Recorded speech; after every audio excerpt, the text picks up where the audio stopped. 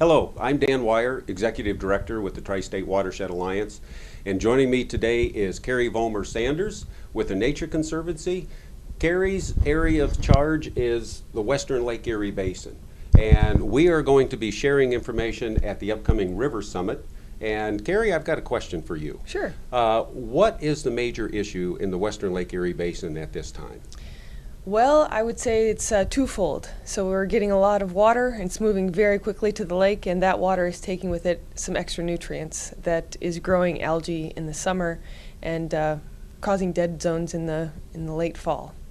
So we see the results of what's happened, but what sort of science is out there researching this so we can better understand how we can get ahead of some of those problems? Sure, that's a great question. So there's research going on and has been going on for the last 15 years trying to figure out how to solve this problem with Lake Erie. Nutrient management, managing the fertilizer that's spread on farm fields, on yards, that has really gone to a new level. We're talking about the 4 R's, getting the right rate of fertilizer at the right time, in the right place, and using the right source. The other thing that is really being looked at is water movement, is how do you slow the flow of that water down so that if there's nutrients in it, it can settle out before it gets to the streams and before it gets to the lake to grow algae. Carrie, who has a piece to play in that? When we talk about nutrient management, when we talk about trying to slow down some of the water, keep Right. more on the land, who are we looking at? It's actually, I would say, everyone that lives, works, plays in the Western Lake Erie Basin. So that's anywhere from Fort Wayne to Toledo, up in Detroit, Michigan, Lima, Ohio. We all can do something. And we probably should do something now and not wait and continue to wait into the future. Some of the things that we can do are, if you live in the city, think about how much water that you use, especially during these storm events or snow melts. Using less water can conserve our resources down at the water treatment plant. If you live in the country or own a farm, you can think about doing nutrient management maybe a little differently. So you put your fertilizer on at a different time or make sure that it gets in contact with the soil. So we all have a role to play in conserving our natural resources. We need to eat and drink water, so we all need to make smart choices about using both. Carrie, some of this sounds pretty simple. Seems like it goes back to the elementary, the 3 R's of reuse, recycle. And so what is some of the latest science? Maybe that's kind of a bright, shiny star for us to look at that's giving us some solutions? Yeah, so we're really excited about, I had mentioned the 4 R's. So getting the 4 R's out in the landscape and the agricultural world. Also thinking about small wetlands, maybe 1 or 2 acres, maybe a 3-acre wetland. That's a football field. So, 1 to 3 football field size of wetlands to slow the flow of the water down before it gets to the stream, before it gets to the lake.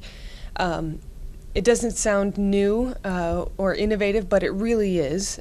We've lost about 95% of our wetlands within the Western Lake Erie Basin. So they act kind of like a liver for the human body for Lake Erie. So if we can put our liver back together, we can put our wetlands back, we can help do a lot of great things. Carrie, since most of the land use is agriculture between here and Toledo, what can municipalities and what can the individual homeowner do to help with this effort?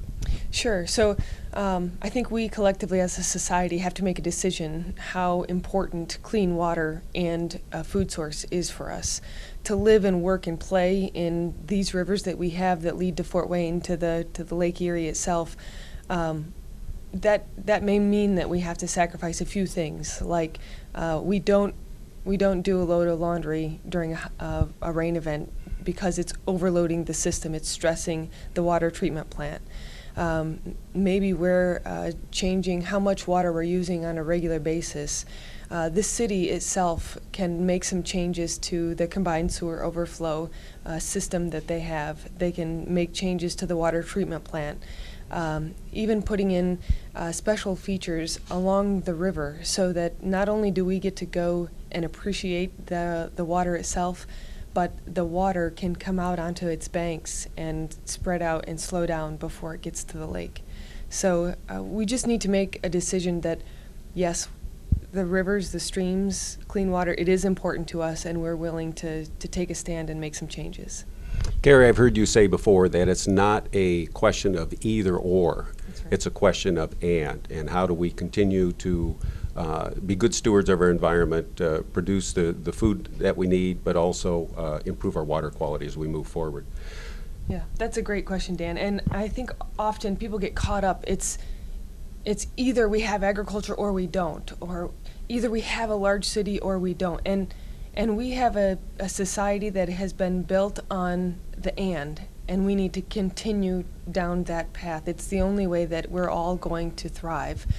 And I think that means that we need to look at more solutions. If one thing doesn't work, all right, let's try something different. And that's why it's so important that when this new research comes out or new technology advances, we take advantage of it, learn from it, and then make it better so that we're doing both good for our food production within the basin and for our water quality.